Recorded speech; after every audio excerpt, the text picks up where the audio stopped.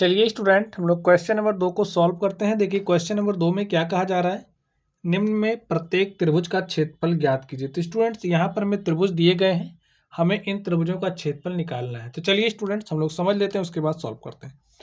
तो स्टूडेंट्स आप लोग समझिए, जैसे कि अगर हमें कोई त्रिभुज दिया गया है, आप समझिए यहाँ पर हमारे पास ए बी सी क्या है, एक त्रिभुज है। और ये जो त्रिभुज है इसका ये जो आधार है, हमें इसका आधार दिया गया है, बी है वो। और ये जो त्रिभुज है इसकी हमें ऊंचाई दी गई, ठीक है, इस त्रिभुज की हमें ऊंचाई दी गई है और ऊंचाई h है। आधार और ऊंचाई दिए होने पर त्रिभुज का जो क्षेत्रफल है वो क्या होता है, वो हमारा होता है 1/2 गुणे में आधार और गुणे में ऊंचाई। ये हमारा त्रिभुज के क्षेत्रफल का क्या होता है, फॉर्मूला होता है। इसी फॉर्मूले पर ये हमारे क्वेश्चन बेस्ड हैं।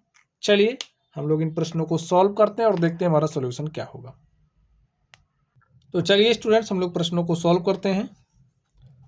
तो देखिए जो हमारा ए है इसका सॉल्यूशन क्या होगा,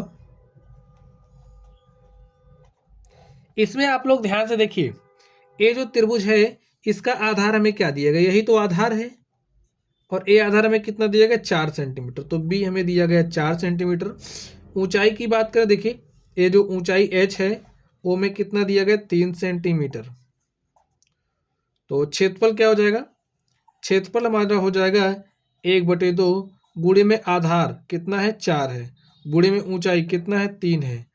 1 2 से काट दीजिए, देखिए 2 दूनी 4, 2 गुणे 3, 2 3 कितना हो जाएगा 6। ये सेंटीमीटर है तो मात्रक वर्ग सेंटीमीटर हो जाएगा, ठीक है, 6 सेंटीमीटर स्क्वायर। ये हमारा आंसर हो गया। चलिए अब हम लोग इस बी पर चलते हैं और देखते हैं इसका सोल्यूशन क्या होगा।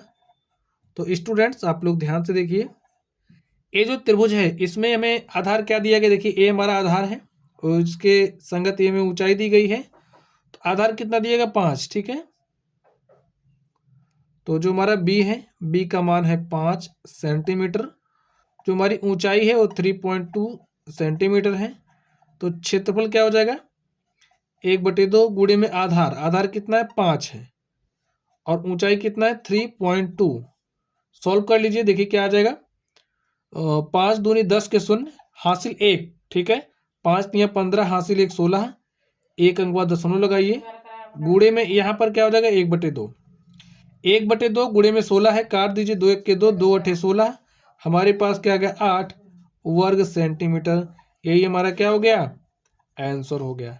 चलिए अब हम लोग सी पर चलते हैं और देखते हैं सी का सॉल्यूशन क्या होगा। तो स्टूडेंट्स अब आप लोग इस सी को ध्यान से देखिए, देखिए इसमें में आधार क्या दिया गया है, आधार यही हमारा है और आधार को बी से दिखाते हैं। बी हमें कितना दिया गया, 3 सेंटीमीटर। ऊंचाई देखिए,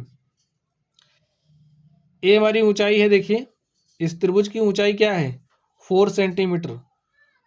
तो जो हमारा एच है वो 4 सेंटीमीटर है। तो क्षेत्रफल क्या होता है, क्षेत्रफल हमारा होता है 1/2 गुणे में आधार, आधार 3 है। बी का मतलब बेस, बेस का मतलब आधार, ठीक है। एच हमारा 4 है, तो 2 दूनी 4 और यहाँ पर 3 गुणे 2 6 वर्ग सेंटीमीटर। यही हमारा क्या हो गया, इस सी का सॉल्यूशन हो गया। चलिए अब हम लोग डी पर चलते हैं और देखते हैं डी का सॉल्यूशन क्या होगा। ठीक स्टूडेंट्स, तो इस डी को आप लोग ध्यान से देखिए, इसमें देखिए हमें आधार कितना दिया गया है, आधार को बी से दिखाते हैं। बी हमें 3 सेंटीमीटर दिया गया है। ऊंचाई देखिए हमारा एच, ऊंचाई कितना दिया गया, 2 सेंटीमीटर, लिख लीजिए। क्षेत्रफल क्या होता है, क्षेत्रफल होता है 1/2 गुणे में आधार 3 है, ऊंचाई 2 है। सॉल्व कर लीजिए, 2 से 2 कट गया, यहाँ पर 3 1 के 3 वर्ग सेंटीमीटर। तो स्टूडेंट्स यही हमारा क्या हो गया, इसका सॉल्यूशन हो गया। तो इस तरीके से ये जो हमारा क्वेश्चन नंबर 2 था, इसमें हमें त्रिभुजों का क्षेत्रफल निकालना था। तो स्टूडेंट्स सारे प्रश्नों को हमने सॉल्व कर लिया है। तो चलिए आप लोग पढ़ते रहिए। अगर आप लोगों को कोई भी डाउट हो तो कमेंट बॉक्स में कमेंट करना। वीडियो पसंद आए तो वीडियो को लाइक कीजिएगा, चैनल पर नए हो तो चैनल को सब्सक्राइब कर लीजिएगा। चलिए आप लोग पढ़ते रहिए। Thank you.